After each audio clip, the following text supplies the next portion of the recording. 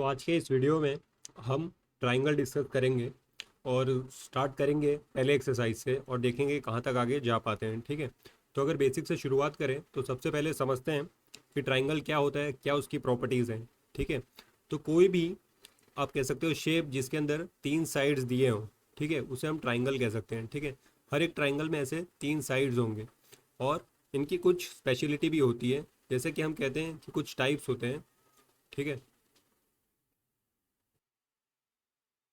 Types होते हैं जो डिपेंड करता है कि इसके एंगल्स के ऊपर कि कौन से एंगल कितने हैं,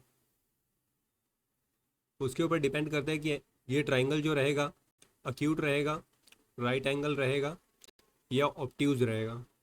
ठीक है, तो कोई भी शेप जिसके अंदर ऐसे तीन लाइंस हो और उसके अंदर ऐसे एंगल्स हो उसे हम ट्राइंगल कहते हैं।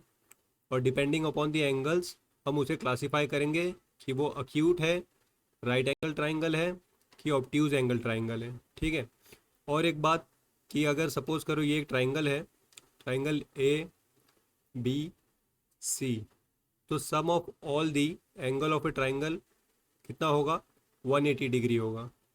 तो किसी भी ट्राइंगल के सभी एंगल्स का अगर हम सम करेंगे तो वह हमेशा 180 डिग्री निकल कर आएगा। ठीक है, तो ये एक प्रॉपर्टी बहुत ही इंपॉर्टेंट है और बहुत से सवालों में इस्तेमाल की जा सकती है। अब आगे हम डिस्कस करेंगे कॉन्ग्रुएंसी ऑफ ट्राइंगल और सिमिलैरिटी ऑफ द ट्राइंगल के ऊपर, क्योंकि हमारा जो चैप्टर है उसका स्टार्टिंग पोर्शन इसी के ऊपर ज़्यादा रिलाई करता है। तो अगर सबसे पहले हम बात करें कॉन्ग्रुएंसी ऑफ ट्राइंगल, तो कॉन्ग्रुएंसी ऑफ ट्राइंगल क्या है? तो कॉन्ग्रुएंसी का मतलब क्या है? कॉन्ग्रुएंसी का मतलब होता है सेम। सेम यानी जैसा ये ट्राइंगल है वैसा ही सेम टू सेम दूसरा ट्राइंगल। बात करें ये ट्राइंगल की साइड अगर ए बी सी इस लेंथ में है, तो ये जो दूसरा ट्राइंगल रहेगा पी क्यू आर, तो इन दोनों का जो साइड है वो सेम सेम रहेगा। ठीक है, यहाँ पे देखो, तो ये ट्राइंगल है एक्स वाई जेड। अगर एक्स वाई 2 सेंटीमीटर है, एक्स जेड 1 सेंटीमीटर है और वाई जेड 3 सेंटीमीटर है, तो अगर कोई और दूसरा ट्राइंगल जिसका सेम लेंथ है साइड्स का, वो इसका कॉन्ग्रुएंट ट्राइंगल होगा। ठीक है, अगर दूसरा ट्राइंगल नाम दिया जाए पी क्यू आर, तो अगर इसकी भी लेंथ 2 1 3 है, तो ये दोनों क्या है, कॉन्ग्रुएंट ट्राइंगल हैं। ठीक है, कैसे हैं, कॉन्ग्रुएंट है यानी दोनों का जो लेंथ है साइड्स के वो सेम है। तो ऐसे ट्राइंगल्स को हम कहते हैं कॉन्ग्रुएंट ट्राइंगल। क्या कहते हैं, कॉन्ग्रुएंट ट्राइंगल। अब आगे बात करेंगे हम सिमिलैरिटी के ऊपर कि सिमिलैरिटी क्या है, और इसके कुछ टेस्ट भी होते हैं जिसके ऊपर हम डिसाइड कर पाते हैं कि ये कॉन्ग्रुएंट है कि नहीं। वो अभी डिस्कस नहीं करना है, लेकिन फिर भी टेस्ट बता देता हूँ कि कौन से टेस्ट होते हैं। तो देखो, पहला जो टेस्ट आता है वो होता है साइड साइड साइड, यानी हम देखेंगे कि क्या दोनों ट्राइंगल्स के जो साइड्स हैं वो इक्वल हैं। अगर तीनों साइड्स इक्वल मिल गए इसका मतलब कि ये दोनों ट्राइंगल कॉन्ग्रुएंट रहेंगे। ठीक है, जो दूसरा टेस्ट निकल कर आता है वो होता है एंगल एंगल और साइड। यहाँ पर दो एंगल जो है वो सेम होने चाहिए और एक साइड है वो सेम होनी चाहिए। ठीक है, तो अगर कोई भी एक साइड हम पकड़ लें, ठीक है, सपोज यहाँ पर अगर हम वाई जेड पकड़ते हैं और यहाँ पर क्यू आर पकड़ते हैं, ये हम देख रहे हैं कि दोनों सेम है। ठीक है, तो हमें मिल गया कि एक साइड तो कॉन्ग्रुएंट है यानी एक साइड सेम मिल गया है। अब हमें क्या करना है कि दो एंगल पता करने हो जो सेम निकल कर आए। अगर हमें मिल जाएंगे कि दो एंगल सेम है इसमें और एक साइड सेम है, तो फिर भी ये कॉन्ग्रुएंट हो जाएंगे। ऐसा क्यों? क्योंकि अगर दो एंगल सेम हो गए हैं तो ऑटोमेटिकली तीसरा जो एंगल है वो सेम निकल कर आ जाता है, क्योंकि फिर उसके पास और कोई रास्ता नहीं बचेगा। अगर उसे ट्राइंगल बनना है तो उसी एंगल पे आके ही मिलना होगा, तभी वो ट्राइंगल बन पाएगा। अगर वो दूसरे एंगल से बनेगा तो ट्राइंगल नहीं बन पाएगा। ठीक है, इसीलिए अगर दो एंगल भी सेम हो गए तो ऑटोमेटिकली दोनों ट्राइंगल्स एक ही साइज के बनेंगे और दूसरा ट्राइंगल बन ही नहीं सकता है। तो ये हो गया दूसरा टेस्ट, जहाँ पर दो एंगल सेम हो और एक साइड सेम हो। ठीक है, और तीसरा टेस्ट आता है साइड एंगल साइड वाला। इसके तहत क्या होता है कि जो दो साइड्स होती हैं, जैसे यहाँ पर एक्स वाई पकड़ लेते हैं और वाई जेड पकड़ लेते हैं, ये दो साइड सेम होनी चाहिए और इन दोनों साइड्स के बीच में जो एंगल आता है, ठीक है, यहाँ पर दूसरा एंगल नहीं चलेगा, इन दोनों के बीच में जो एंगल बनता है वही एंगल हमें लेना है। अगर दूसरा एंगल लेंगे जैसे कि ये वाला एंगल, तीसरा जेड एंगल और आर एंगल, तो वो टेस्ट यहाँ पर काम नहीं करेगा, इन दोनों के बीच का ही एंगल काम करेगा। ठीक है, तो ये यहाँ पर एक इम्पॉर्टेंट पॉइंट है। तो ये 3 टेस्ट से हम पता कर सकते हैं कि कोई भी दो ट्राइंगल कॉन्ग्रुएंट है कि नहीं है। तो ये हमने बात की अभी कॉन्ग्रुएंसी ऑफ ट्राइंगल पे। अब आगे देखते हैं सिमिलैरिटी ऑफ ट्राइंगल।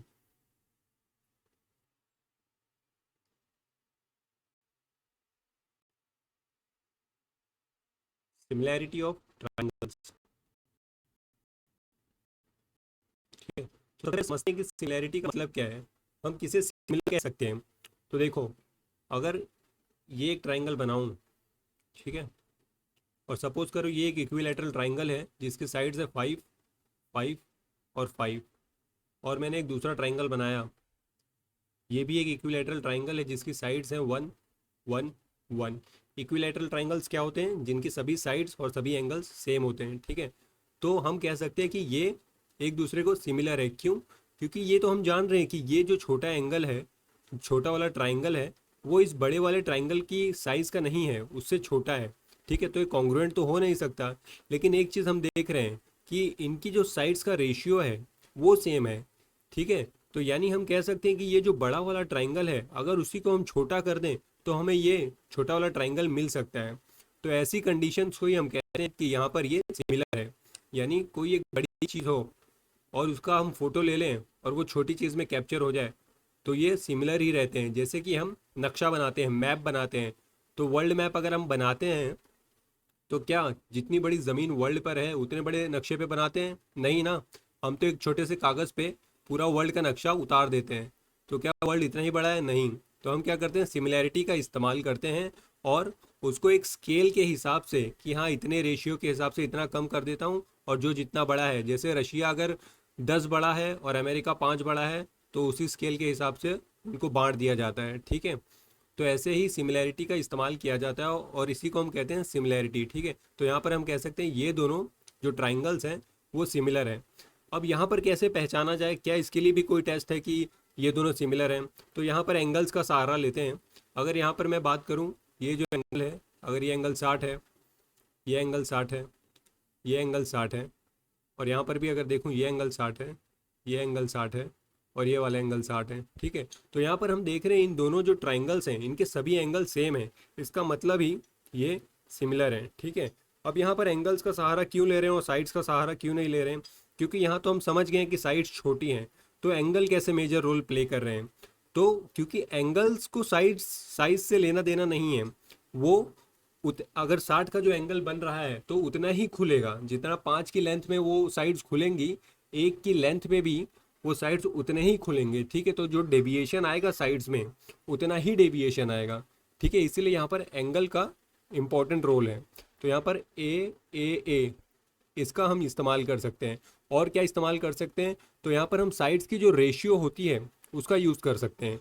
जो सपोज करो इसका नाम दे देता हूँ ट्राइंगल ए बी सी, और ये ट्राइंगल पी क्यू आर। तो ratio of triangle A B upon P Q is equal to A C upon P R is equal to B C upon Q R. ठीक है, तो इनका जो ratio होगा वो सेम आना चाहिए। ठीक है, तब हम कहेंगे कि हाँ ये जो दो ट्राइंगल्स हैं वो सिमिलर हैं और इनके एंगल्स सेम होने चाहिए। एंगल्स एग्जैक्ट सेम होने चाहिए, लेकिन जो साइड्स हैं उनका रेशियो सेम होना चाहिए, वो खुद नहीं सेम होना चाहिए। अगर वो खुद सेम होंगे तब तो ये कॉन्ग्रुएंट एंगल बन जाएगा, कॉन्ग्रुएंट ट्राइंगल बन जाएगा, यानी कि एग्जैक्टली सेम।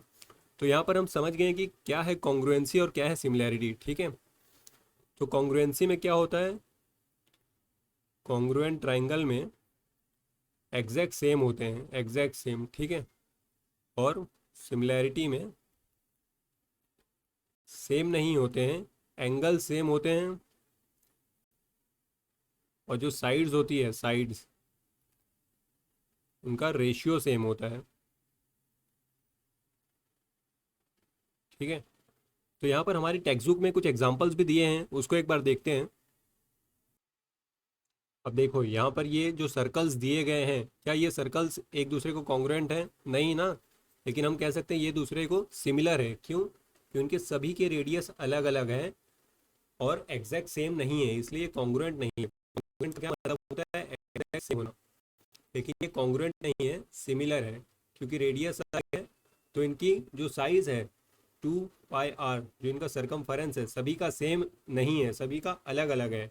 लेकिन सभी एक दूसरे से रिजेंबल खा रहे हैं, यानी वैसे ही दिख रहे हैं। ऐसा लग रहा है किसी बड़ी चीज़ को छोटी बना दिया गया है। तो इसी को हम कहते हैं कि ये सभी एक दूसरे को क्या है? सिमिलर है। और यहाँ पर देखो जो स्क्वायर्स हैं, अलग अलग साइज के स्क्वायर्स हैं, तो ये सब एक दूसरे को क्या है? कॉन्ग्रुएंट है कि सिमिलर है? तो ये सब एक दूसरे को सिमिलर है। क्यों? क्योंकि सभी का अगर हम रेशियो साइड्स का निकालेंगे तो सेम आएगा सभी का रेशियो। ठीक है, ये बड़ी वाली का रेशियो लेंगे फिर छोटी वाली का लेंगे तो रेशियो सभी का सेम आने वाला है। इसलिए जो साइड्स के रेशियो हैं वो सेम है, इसीलिए सिमिलर है। एग्जैक्ट सेम नहीं है साइज, ठीक है, जो लेंथ है वो एग्जैक्ट सेम नहीं है, लेकिन रेशियो सेम निकल के आ रहा है। अगर एग्जैक्ट सेम हो जाता तब तो उसी की साइज का हो जाता, और जब उसी की साइज का हो जाता तो कॉन्ग्रुएंट हो जाता। ठीक है, यहाँ पर अब ट्राइंगल्स देखें तो ट्राइंगल्स कैसे लग रहे हैं? ये ट्राइंगल, ये इक्विलैटरल ट्राइंगल है। ठीक है, और कोई अगर दूसरा ट्राइंगल होता जैसे कि स्केलेन ट्राइंगल या आइसोसेलेस ट्राइंगल, तो क्या वो सिमिलर हो सकते थे? तो वो यहाँ पर नहीं हो सकते थे, क्योंकि यहाँ पर इक्विलैटरल ट्राइंगल दिया गया है, यानी रेशियो एग्जैक्टली सेम आएगा। और स्केलेन और आइसोसेलेस का यूज़ करते हैं तो डिफरेंट रेशियो आ सकते थे, इसीलिए वो सिमिलर नहीं बन सकते थे। ठीक है, तो ट्राइंगल के केस में इक्विलैटरल का होना खासा ज़रूरी है। यहाँ पर देखो क्वाड्रिलेटरल की भी बात की गई है, तो दो ट्रपेजियम्स दिए गए हैं, दो अलग अलग क्वाड्रिलेटरल।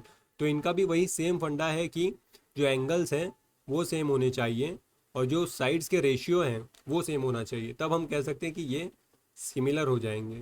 ठीक है, तो सिमिलैरिटी के लिए एंगल सेम और जो साइज है, लेंथ है, उसका रेशियो सेम।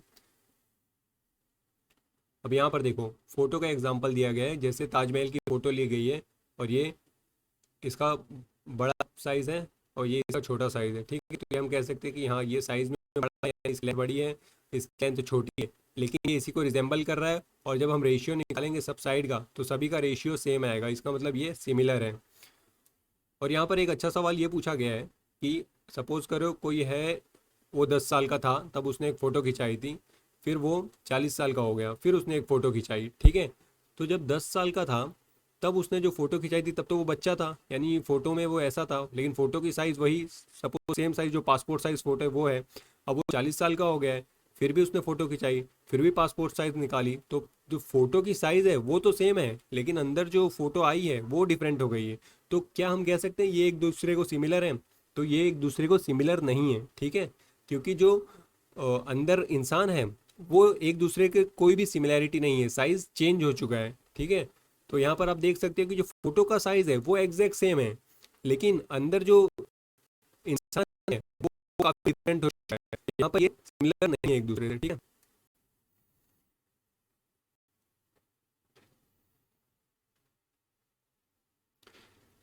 यहाँ पर ये वाला जो स्टेटमेंट है ये नोट करने लायक स्टेटमेंट है। यहाँ पर लिखा गया 2 polygons of the same number of sides, ठीक है, are similar if their corresponding angles are equal. जो एंगल है वो सेम होना चाहिए और करस्पॉन्डिंग जो साइड्स हैं उसका रेशियो सेम होना चाहिए। वही जो अभी हमने डिस्कस किया ट्राइंगल के केस में वही लागू होता है इक्विलैटरल क्वाड्रिलेटरल के केस में। ठीक है, तो एंगल्स जो है वो सेम होने चाहिए और जो करस्पॉन्डिंग साइड, करस्पॉन्डिंग का मतलब क्या होता है? अगर मैं यहाँ से पी क्यू ले रहा हूँ तो जो दूसरा ट्राइंगल होगा उसी का भी यही वाला साइड लूँगा। ठीक है, उसे हम कहते हैं करस्पॉन्डिंग साइड, यानी जो इस एंगल, जो इस ट्राइंगल का हिस्सा लूँगा वही हिस्सा दूसरे ट्राइंगल का भी लूँगा। ऐसा नहीं इसका बेस ले रहा हूँ तो उसका परपेंडिकुलर ले रहा हूँ। ठीक है, तो वो तो बट ऑब्वियस है कि अलग अलग आएगा। हमें सिमिलर दिखाना है, यानी बड़ी चीज़ का छोटा चीज़ दिखाना है, यानी एक बड़ी चीज़ है उसको हमने छोटा कर दिया है तो उसका सेम सेम वाला हिस्सा ही हम कंपेयर कर सकते हैं, अलग अलग हिस्से को हम कंपेयर नहीं कर सकते हैं। तो ये काफ़ी इंपॉर्टेंट यहाँ पर स्टेटमेंट है, इसको ध्यान रखिए। यहाँ पर एक और एग्जांपल दिया गया है सिमिलैरिटी शो करने के लिए। जैसे कि कोई बॉल है उसके ऊपर एक बल्ब टांगा गया है और उसके नीचे एक कार्डबोर्ड ऐसे लिखे खड़े हैं। ठीक है, तो जब बल्ब चालू करेंगे तो जो नीचे शेडो आएगी वो कार्डबोर्ड से बड़ी शेडो आएगी। ठीक है, तो ये जो शेडो है वो तो कार्डबोर्ड से बड़ी है, यानी कॉन्ग्रुएंट नहीं है। लेकिन जब हम देखेंगे एंगल्स तो इसके एंगल्स एग्जैक्ट सेम आएंगे, और जब हम इसकी साइड्स का रेशियो निकालेंगे तो रेशियो भी सेम आएगा। इसका मतलब जो शेडो बना है वो कार्डबोर्ड के सिमिलर है, ठीक है। तो यहाँ पर भी हम देख रहे हैं कि सिमिलरिटी मिल रही है, कॉन्ग्रुएंसी नहीं मिल रही है।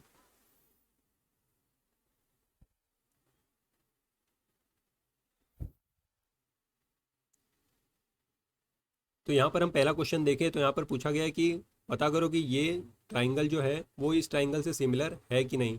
तो कैसे आप पता कर सकते हैं, रेशियो निकाल के, ठीक है। हमें करस्पॉन्डिंग साइड्स की रेशियो लेनी है। तो अगर यहाँ पर ये DC side upon SR side लेंगे और फिर यहाँ से ये AD side upon PS side लेंगे, ठीक है, तो हम चेक करेंगे बाकी सब साइड्स। ये जैसे हो गया BC अपॉन QR और यहाँ से AB अपॉन PQ, ठीक है। हमें करस्पॉन्डिंग साइड्स ही लेनी है। अगर जब हम इसका रेशियो निकालेंगे और रेशियो अगर सेम आएगा तब हम कह सकते हैं कि हाँ ये सिमिलर है एक दूसरे से। तो चलो करके देखते हैं।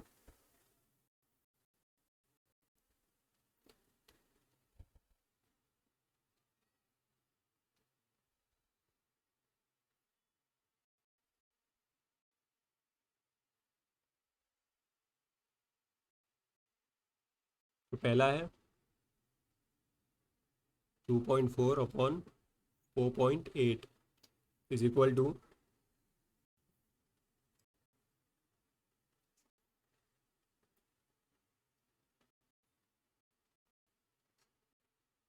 2.1 अपॉन 4.2। यहाँ पर हम देखें तो ये वन ज़ा, ये टू ज़ा, और ये वन ज़ा और ये टू ज़ा, यानी हमें रेशियो निकल के आ रहा है half is equal to half. यानी हम देख रहे हैं कि रेशियो सेम मिल चुका है।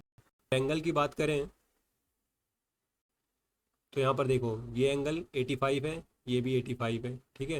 यानी दोनों के एंगल सेम है। यहाँ पर देखो 70 है, ये भी 70 है, यानी सभी एंगल्स भी सेम है और साइड्स के रेशियो भी सेम निकल कर आ रहे हैं। ऐसे बाकी साइड्स का भी हम देख सकते हैं। तो रेशियो सेम ही निकल के आने वाला है, यानी ये एक दूसरे को क्या है, सिमिलर है, ठीक है।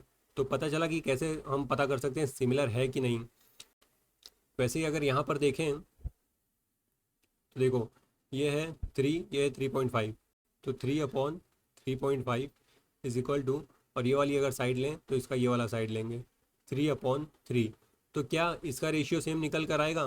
कोई चांस नहीं है। इसका मतलब ये दोनों जो स्क्वायर्स हैं वो एक दूसरे को सिमिलर नहीं है, ठीक है। सिमिलैरिटी के लिए क्या, एंगल्स तो देखो यहाँ पर सेम है, ठीक है। एंगल्स ये भी 90 है, ये भी 90 है, क्योंकि स्क्वायर है तो एंगल्स तो सभी 90 होंगे। लेकिन जो साइड्स के रेशियो हैं वो सेम निकल कर नहीं आ रहे, इसीलिए ये एक दूसरे को सिमिलर नहीं है।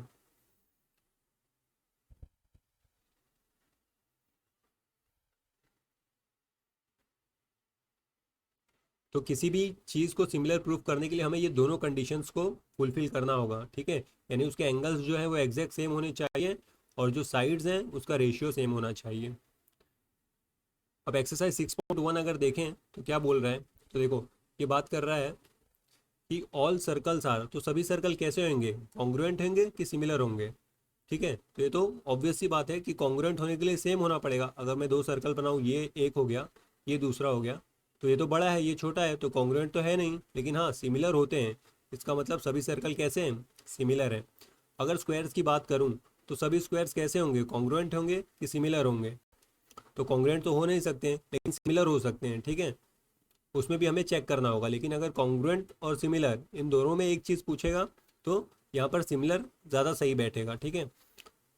अब यहाँ देखो ट्राइंगल की बात की गई है कि कौन से ट्राइंगल्स हमें सिमिलर मिलेंगे, आइसोसेलेस ट्राइंगल कि इक्विलैटरल ट्राइंगल। तो आइसोसेलेस ट्राइंगल कौन से होते हैं, तो आइसोसेलेस में ये वाला साइड, ये वाला साइड, यानी कोई भी दो साइड इक्वल होगा और थर्ड साइड डिफरेंट होगा, ठीक है। और इक्विलैटरल में कैसा रहेगा, इक्विलैटरल ट्राइंगल में सभी तीनों साइड्स सेम रहेंगे। तो किस में ज़्यादा हमें चांस है कि हमें सिमिलर ट्राइंगल्स मिलेंगे, बट ऑब्वियस है इक्विलैटरल ट्राइंगल में, क्योंकि जब हम रेशियो निकालेंगे इक्विलैटरल ट्राइंगल्स का, दो इक्विलैटरल ट्राइंगल्स का, तो हमें तीनों ही साइड्स के रेशियो जो है सेम मिलने वाले हैं। लेकिन आइसोसेलेस में ये पॉसिबल होना थोड़ा कम चांस है, ठीक है। इसीलिए यहाँ पर इक्विलैटरल ट्राइंगल ज़्यादा सूटेबल आंसर रहेगा। अब यहाँ पर देखो ये सेम वही स्टेटमेंट है जो अभी हमने पढ़ा था, two polygons of the same number of the sides are similar if the corresponding angles are. तो करस्पॉन्डिंग एंगल्स कैसा होना चाहिए सिमिलैरिटी के लिए, एंगल्स हमेशा सेम होने चाहिए, इक्वल होने चाहिए, ठीक है। और उनकी करस्पॉन्डिंग साइड्स कैसी होनी चाहिए, रेशियो सेम को ही हम क्या कहते हैं, प्रोपोर्शनल कहते हैं, ठीक है। प्रोपोर्शनल मतलब किसी भी दो करस्पॉन्डिंग साइड्स का जब रेशियो सेम आता है तो हम कहते हैं वो एक दूसरे को प्रोपोर्शनल है, यानी ये जितनी मात्रा में बढ़ रहा है उतनी ही मात्रा में ये उसी के साथ, जैसा अगर ये बड़ा और ये 5 है तो ये 1 है, ठीक है। तो उसको ही हम एक स्केल लेते हैं कि इसका 5 इज इक्वल टू इसका 1 रहेगा, ठीक है। जैसे हम मैप बनाते हैं तो उसी को हम क्या कहते हैं, प्रोपोर्शनैलिटी कहते हैं। अब नेक्स्ट देखें तो दूसरा सवाल बात कर रहा है two different example of similar figure का और नॉन सिमिलर फिगर का, तो ये तो आप बना सकते हो, ठीक है। आगे देखो, स्टेट वेदर दी क्वाड्रिलेटरल और सिमिलर और नॉट। तो ये सिमिलर है कि नहीं है, इसको हम कैसे जज करेंगे। तो हमने क्या क्या देखा था कि सिमिलैरिटी के लिए क्या ज़रूरी है, एंगल्स कैसे होने चाहिए, एंगल्स सेम होने चाहिए, और साइड्स कैसे होनी चाहिए, साइड्स का जो रेशियो है वो कैसा होना चाहिए, रेशियो सेम होना चाहिए, ठीक है। तो यहाँ पर अगर हम देखें ये दो, ये तो रोम्बस दिख रहा है और ये स्क्वायर दिख रहा है, ठीक है। तो पहले हम साइड्स चेक करते हैं। तो एस आर जो साइड है वो किसके करस्पॉन्डिंग है, वो डी सी के करस्पॉन्डिंग है, और हमें करस्पॉन्डिंग साइड्स का ही रेशियो लेना है, ठीक है। तो आप ऊपर एस आर ले लो या नीचे एस आर ले लो, उससे फ़र्क नहीं पड़ेगा। तो ऊपर अगर 3 ले लूँ और नीचे 1.5 ले लूँ, फिर दूसरा यहाँ पर डी ए और यहाँ से एस पी, ठीक है। तो डी ए कितना है, 3 है, और एस पी कितना है, 1.5 है। ऐसे ही आगे देखूँ तो ये डी सी बी और आर क्यू और ए बी और पी क्यू सभी सेम सेम है, तो सभी 3/1.5 ही आएंगे, यानी 2/1, यानी 2 ही आने वाले, यानी सभी का रेशियो जो है वो सेम आने वाला है, ठीक है। तो रेशियो तो यहाँ पर सेम है, लेकिन अब एंगल की अगर हम बात करें तो ये स्क्वायर में 90-90-90 है, लेकिन यहाँ पर रोम्बस में दिया नहीं गया है, तो हम कह नहीं सकते ये सिमिलर है कि नहीं, क्योंकि एंगल्स का भी पता होना ज़रूरी है, ठीक है। तो यहाँ से ये वाला भी सॉल्व हो जाता है। आगे हम डिस्कस करेंगे थेल्स थ्योरम, ठीक है। तो थेल्स थ्योरम क्या है,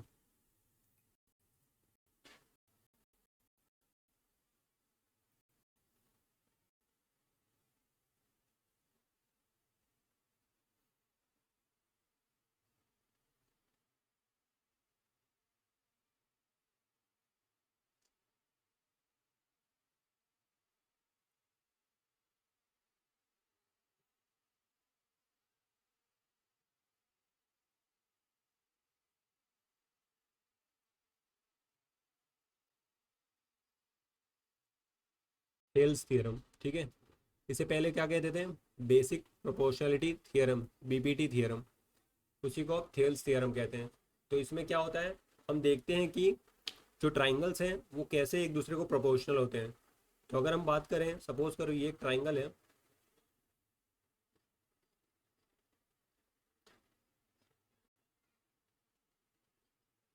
ए बी सी, ठीक है। ये एक ट्राइंगल है ए बी सी, और इसके अंदर एक लाइन जा रही है ई एफ, और जो ई एफ है वो पैरेलल है बी सी को, ठीक है। तो जो ई एफ है वो बी सी को पैरेलल है।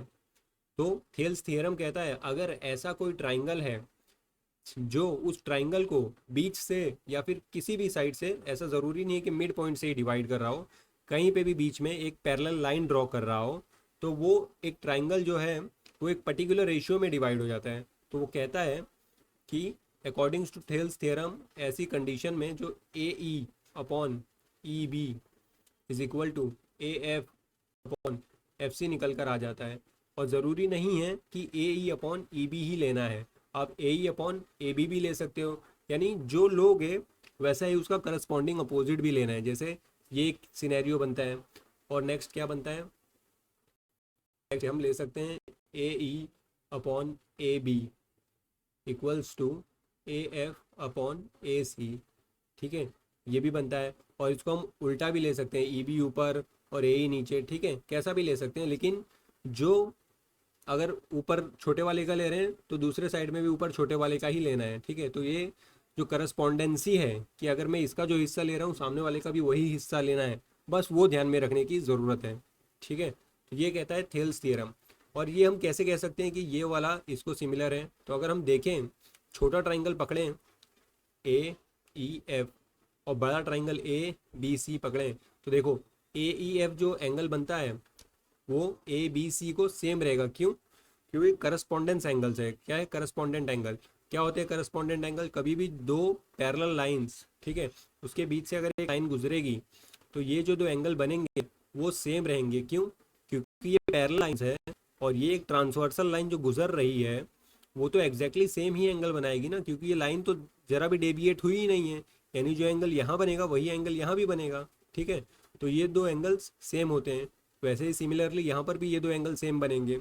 ठीक है, और ये जो एंगल ए है वो तो दोनों का सेम ही है, इसका मतलब वो तो सेम रहेगा ही। तो ये क्या हो गया? ए ए ए, यानी ट्रिपल ए बन गया। यानी इसका मतलब ये एक दूसरे को सिमिलर है। ठीक है, जो हमारी कंडीशन है कि सभी एंगल सेम होने चाहिए वो यहाँ पर फॉलो हो रहा है। तो जो छोटा एंगल है, छोटा ट्राइंगल है ए ई एफ, वो बड़े वाले ट्राइंगल को सिमिलर है। ठीक है, तो थेल्स थ्योरम हमने देख लिया कि थेल्स थ्योरम क्या कहता है कि किस हिसाब से अगर कोई भी एक पैरेलल लाइन बीच में निकलेगी तो ट्राइंगल को किस हिसाब से डिवाइड किया जाता है, क्या रेशियो बनता है, ये बात करता है थेल्स थ्योरम, जिसे हम बेसिक प्रोपोर्शनलिटी थ्योरम भी कहते हैं।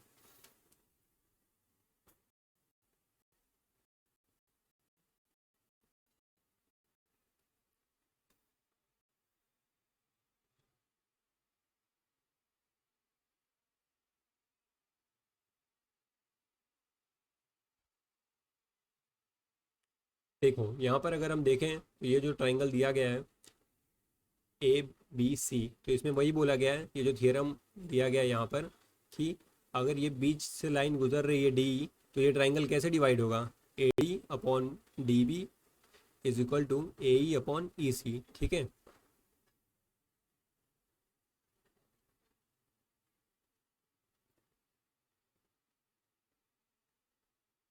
देखो A D upon D B is equal to A E upon B C, तो ये हो गया थेल्स थ्योरम। और इसका जो कोरोनरी है यानी इसका जो कन्वर्स है वो भी उतना ही ट्रू है। तो इसका कन्वर्स क्या कहता है? इसका कन्वर्स के हिसाब से अगर किसी भी ट्राइंगल को इस रेशियो में हम अगर डिवाइड कर सकते हैं तो इसका मतलब जो बीच की लाइन है, देखो इसका कन्वर्स क्या कहता है? कन्वर्स ऑफ थेल्स थ्योरम, यानी किसी भी अगर हम ट्राइंगल को इस रेशियो में डिवाइड कर सकते हैं A P upon P B is equal to A Q upon Q C, तो इसका मतलब जो लाइन पी क्यू है वो डेफिनेटली पैरेलल है लाइन बी सी को। ये इसका कन्वर्स कहता है। ठीक है, तो ये कन्वर्स ऑफ थेल्स थ्योरम है, बीपीटी थ्योरम। ठीक है,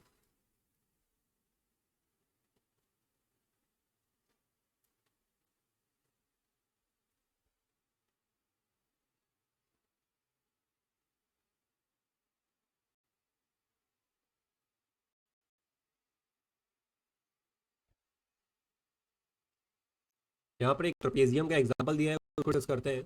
तो देखो यहाँ पर क्या पूछा गया है, यहाँ पर बोला गया है हमें शो करना है कि जो A E upon E D है उसका रेशियो बराबर है B F upon F C को।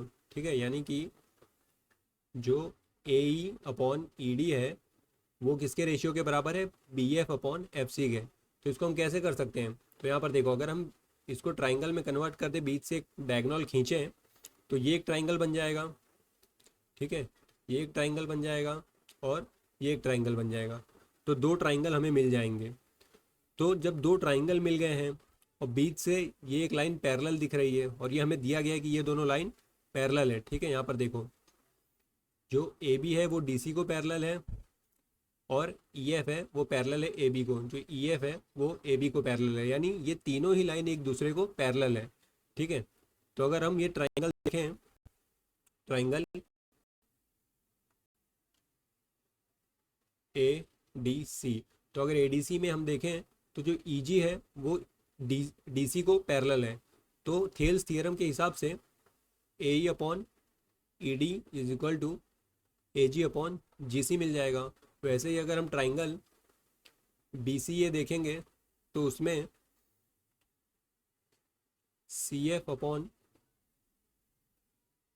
एफ बी जो है वो मिलेगा सी जी अपॉन जी ए। ठीक है, तो यहाँ पर अगर हम देखें जीसी और जीसी, हमें पूछा क्या है, ए ई अपॉन ई डी, ठीक है। तो ए ई अपॉन ई डी हमें पूछा गया है, तो हमें ए ई अपॉन ई डी को ऐसे ही रखना है, यानी हमें ए जी अपॉन जी सी, यहाँ पर देखो ए जी और जी सी, तो इसको हम उल्टा भी कर सकते हैं। तो इसको अगर हम आगे लिखें जी ए अपॉन जी सी, तो ये हो जाएगा F B upon C F, ठीक है। तो यहाँ पर हम देख रहे हैं ये दोनों साइड सेम हो गए, ठीक है। यानी हम कह सकते हैं अगर A is equal to B है और b is equal to C है, इसका मतलब a is equal to C है, ठीक है। तो वैसे ही अगर A E upon E D A G upon G C के बराबर है और A G upon G C F B upon C F के बराबर है, तो हम कह सकते हैं कि A E upon E D B F upon C F के बराबर होगा। और हमें पूछा गया है, देखो A E upon E D B F upon F C, ठीक है, एफ सी सी एफ वो एक ही बात हो गई। तो यहाँ पर हम देख सकते हैं कि बीपीटी यानी कि थेल्स थ्योरम से हम ये प्रूफ कर सकते हैं इजीली।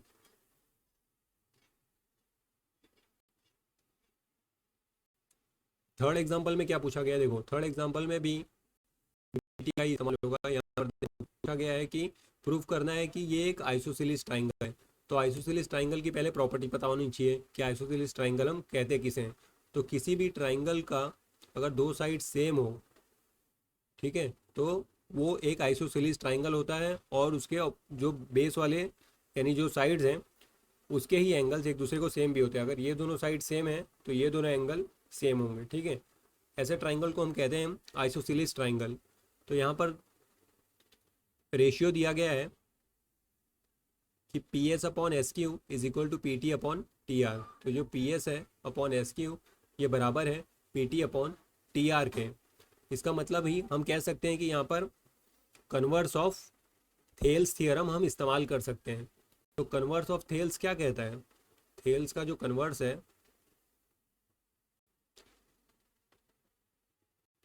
वो कहता है ना कि अगर रेशियो में डिवाइड कर दोगे ट्राइंगल को, इसका मतलब जो लाइन डिवाइड कर रही है वो बेस लाइन को पैरेलल है। इसका मतलब S T is parallel to Q R, और जब एस टी क्यू आर को पैरेलल है इसका मतलब ही ये जो एंगल बन रहा है पी एस टी, ठीक है, एंगल पी एस टी ये वाला एंगल सेम रहेगा एंगल एस क्यू आर को। क्यों? क्योंकि करस्पॉन्डिंग एंगल, कौन सा एंगल, करस्पॉन्डिंग एंगल। क्या कहता है करस्पॉन्डिंग एंगल, कि अगर दो पैरेलल लाइन है उसके बीच से ट्रांसवर्सल लाइन गुजर रही है तो वो ट्रांसवर्सल लाइन दोनों ही पैरेलल लाइंस के साथ सेम ही एंगल बनाएगी। और इसको इमेजिन किया जाए तो भी ये बात सही साबित होती है, ठीक है, इसमें रटने की ज़रूरत नहीं है, ठीक है। तो यहाँ पर हम देख रहे हैं कि ये करस्पॉन्डिंग एंगल्स के हिसाब से ये सेम हो गया। और हमें क्वेश्चन में क्या दिया गया है कि angle P S T is equal to angle P R Q. तो जो एंगल पी एस टी है ये वाला एंगल, तो एंगल पी आर क्यू ये वाले एंगल्स को बराबर है, ठीक है। अगर ये एंगल को सेम है और ये एंगल को सेम है, इसका मतलब ही ये दोनों एंगल सेम है ना। वही बात हो गई कि अगर A is equal to B है और B is equal to C है तो ए सी के बराबर है। तो इसीलिए हम कह सकते हैं जो क्यू है एंगल वो एंगल आर के बराबर है, ठीक है। तो इसीलिए हम कह सकते हैं कि एंगल क्यू एंगल आर के बराबर है। और हमें क्या प्रूफ करना है कि ये एक आइसोसेलेस ट्राइंगल है कि नहीं। तो अगर किसी भी ट्राइंगल में जो बेस के दो एंगल सेम हमें मिल गए, ये दो एंगल हमें सेम मिल गए, तो उस आइसोसेलेस की क्या प्रॉपर्टी है कि बेस एंगल सेम होना चाहिए। इसका मतलब ही ये एक ट्राइंगल आइसोसेलेस ट्राइंगल है, ठीक है।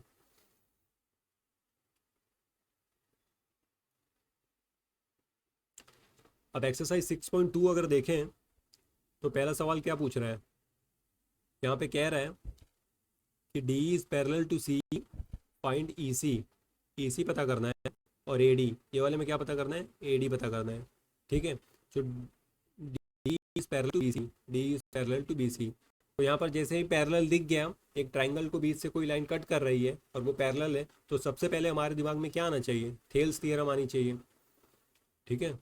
थेल्स थ्योरम आनी चाहिए, और थेल्स थ्योरम के हिसाब से हम कैसे डिवाइड करेंगे, प्रोपोर्शन कैसे बनाएंगे। तो A D upon D B is equal to A E upon E C, ठीक है। ये पहले वाले ट्राइंगल को हम सॉल्व कर रहे हैं, ठीक है। तो ए डी कितना दिया है, 1.5 और डी बी कितना दिया है, 3 दिया है, ए कितना है इस तरफ 1 है और ई सी हमें निकालना है। तो अगर इसको हम सॉल्व करेंगे तो ये एक्स इधर चले जाएगा, तो एक्स इज इक्वल टू ये 3 1 के पास चले जाएगा 3, ठीक है, और जो 1 आया था वो नीचे आएगा, ठीक है। और जब इसको हम कट करेंगे तो 1/3 होता है, तो एक्स हमें कितना मिल गया है, ई सी 2 मिल गया, ठीक है। वैसे ही अगर ये वाला ट्राइंगल सॉल्व करें तो यहाँ पर भी थेल्स थ्योरम के हिसाब से एक ट्राइंगल है जिसको बीच में से एक लाइन कट कर रही है, वो लाइन पैरेलल है बेस लाइन को, तो ये डेफिनेटली इस प्रोपोर्शन में बनेगा। कौन से प्रोपोर्शन में, A D upon D B is equal to A E upon E C, ठीक है। तो ए डी कितना दिया है, ए डी हमें पता करना है, ए डी को एक्स ले लो, डी बी कितना दिया है 7.2 है, ए ई कितना है 1.8 है और ई सी कितना है 5.4 है। तो 1.8 और ये 5.4, तो 18 3 ज़ा 54 होता है, तो ये 1 ज़ा हो गया, ये 3 ज़ा हो गया, तो 1.1/3 मिल गया। तो एक्स पता करना है, तो ये 7.2 है, तो इक्वल टू के उस साइड जाएगा तो कहाँ चले जाता है, ऊपर चले जाता है, ठीक है। तो ये कहाँ चले जाएगा, यहाँ से ऊपर चले जाएगा, तो एक्स इज इक्वल टू 7.2/3। इसको सॉल्व करेंगे तो कितना आएगा, 3 2 6 और 4 12, तो 2.4, ठीक है। तो हमें मिल गया ए डी कितना है 2.4 और ये ई सी कितना था 2 था। तो ये थेल्स थ्योरम के हिसाब से इजीली सॉल्व हो गए। अब आगे देखते हैं सेकंड क्वेश्चन क्या बोल रहा है।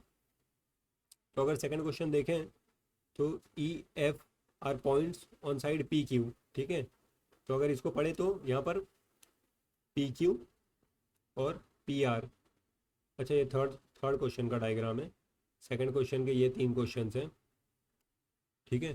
P Q P R respectively of triangle P Q R.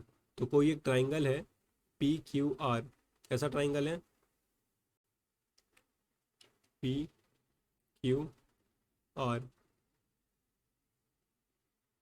E F parallel to Q are, एक ई एफ लाइन है जो पैरेलल है क्यू आर को, ठीक है। E F is parallel to Q R, यानी जैसे ही एक लाइन दिखी जो डिवाइड कर रही है, इसका मतलब क्या आएगा, थेल्स थ्योरम आएगी। अब क्या बोला गया है कि for each of the following case state whether E F is parallel कि नहीं। अच्छा, हमें बताना है कि ये पैरेलल है कि नहीं, तो पैरेलल है कि नहीं उसके लिए हमें क्या देखना पड़ेगा कि रेशियो सेम है कि नहीं। तो यहाँ पर सभी की वैल्यू दी गई है, तो इसका इजीली रेशियो निकाल लेते हैं। अगर रेशियो सेम आया तो पैरेलल है और रेशियो सेम नहीं आया तो पैरेलल नहीं है। तो पहला वाला केस अगर देखें तो पी कितना है 3.9, तो ये पी है, पी के नीचे क्या लेंगे ई क्यू कितना है 3, पी एफ कितना है 3.6 और एफ आर कितना है 2.4, ठीक है। तो इसको अगर सॉल्व करेंगे तो ये 2 3 और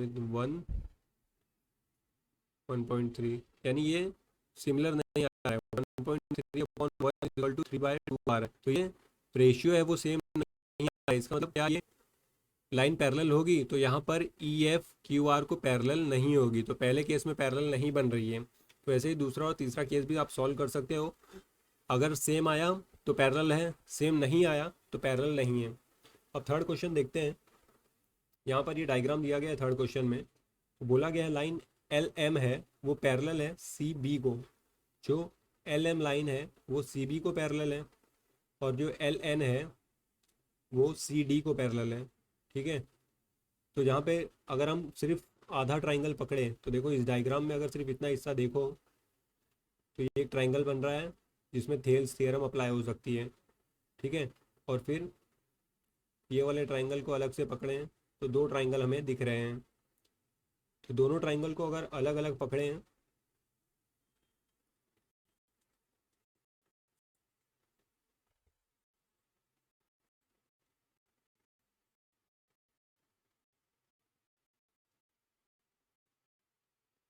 ठीक है, तो ट्राइंगल ए बी सी में देखें तो A M upon M B is equal to A L upon L C, ठीक है। थेल्स थ्योरम के हिसाब से बीच में लाइन क्रॉस कर रही है, इसका मतलब हम ये वाली रेशियो बना सकते हैं।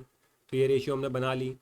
अब दूसरा ट्राइंगल देखें, ट्राइंगल ए डी सी तो इसमें भी बीच से लाइन पैरेलल लाइन क्रॉस कर रही है, तो हम रेशियो बना सकते हैं। तो रेशियो क्या बनेगा यहाँ पर, A N upon N D is equal to A L upon L C. तो हमने देखा A L upon L C यहाँ पर भी है और A L upon L C यहाँ पर भी है। इसका मतलब कि जो A L upon L C है वो इसके बराबर भी है और A L upon L C इसके बराबर भी है। तो इसका मतलब ये दोनों भी एक दूसरे के बराबर रहेंगे, ठीक है। तो A M upon M B is equal to A N upon N D. और हमें क्या प्रूफ करना था, हमें यही प्रूफ करना था, ठीक है। तो हेंस ये प्रूफ हो गया है। दोनों ही ट्रायंगल को अलग अलग लेंगे और फिर थेल्स थ्योरम लगाएंगे तो ये प्रूफ हो जाएगा, ठीक है।